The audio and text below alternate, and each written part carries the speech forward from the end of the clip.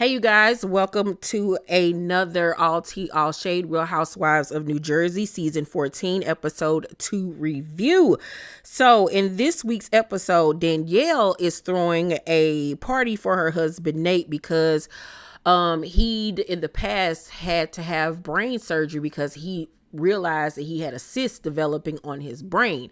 So, of course, that's a huge thing to happen to somebody. So she just wants to celebrate his life and the fact that he's still here and everything.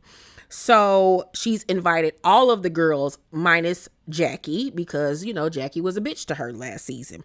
So we also find out that she's doing a great with her relationship with her mother, but she's not speaking to her father right now because she felt like her father didn't handle the gift situation with her brother that well. If you don't remember, she said that she sent a gift to her brother and his wife to congratulate them on the birth of their daughter, but they sent the gift back. And she felt like her father should have told her brother, like, that was silly, that was ignorant, you don't do that. And I guess he didn't. So she's cut off communication with her father. This y'all family just as crazy as Teresa and them, because like, what in the hell is going on over there? Like, people mad about gifts. You're not sticking up for me about a gift.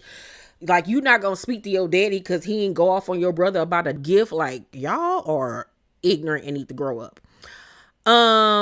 Teresa says that she's gonna prove that Margaret is a liar, that they're dealing with a court situation and she can't talk about it right now, but she can't wait to stick it to Marge. They have a going away dinner for Antonia because she's going away to school, and Melissa's family is there, including her cousin Nick, who is about to get married, and Joe is going to officiate their wedding. And Melissa just thanks her cousin for being there for Joe and welcoming him into their family and including him in big things like this. And, the cousin just says, he loves Joe and he thanks Joe for being there for him when he came out as gay. So it's really nice to see how he is loved by her family so much. It really honestly is, especially since he doesn't have a family of his own, unfortunately. So Danielle and Jen go over to Teresa's house for sculpting. They're going to get their butt sculpted. And Danielle tells them that she's going to stay with Rachel Fuda down at the shore. And Teresa acts like she doesn't care. She was like, how I feel about the situation. It is what it is. But you could tell that she did not like to hear that. You could tell by the look on her face. It was all there.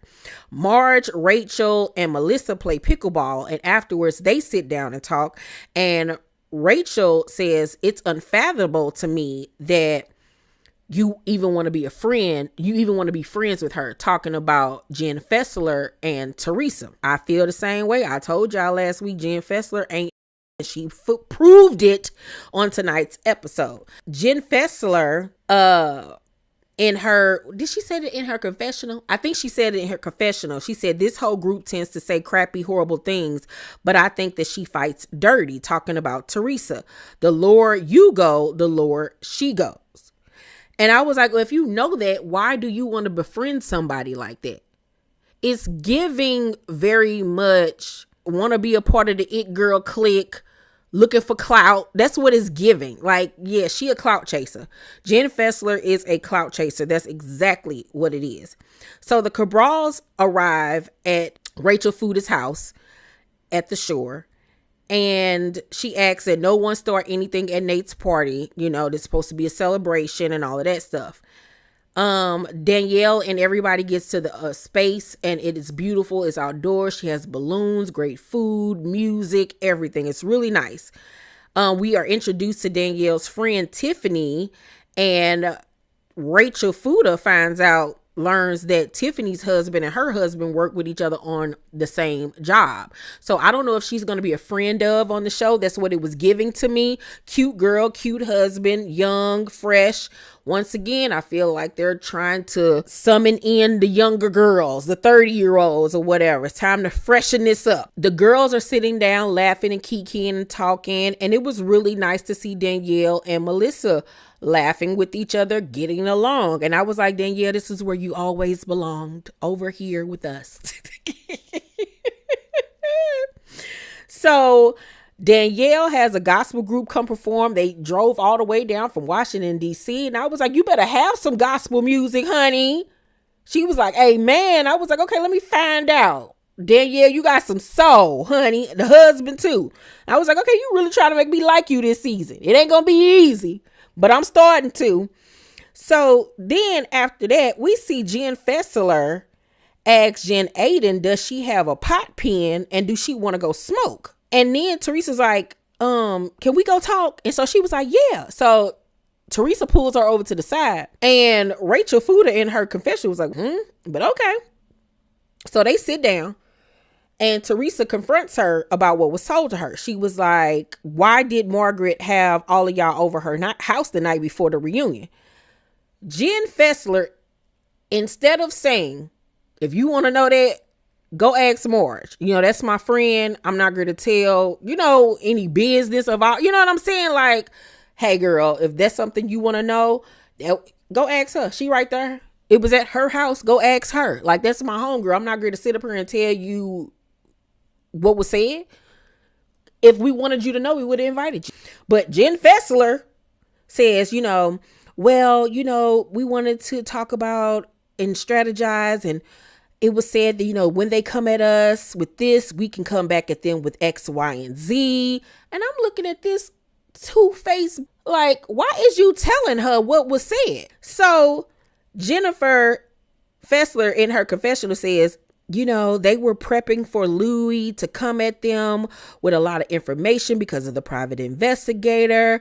Margaret was going to pull out her son's recording of that phone call, but when I think about it, like, it was never used. So this is my thing. Did you actually hear the recording? Because if you did hear the recording, then that's really going to make me look at you sideways. Because I would be shocked if Marge was saying she had a recording of this conversation and she did not play it for the group.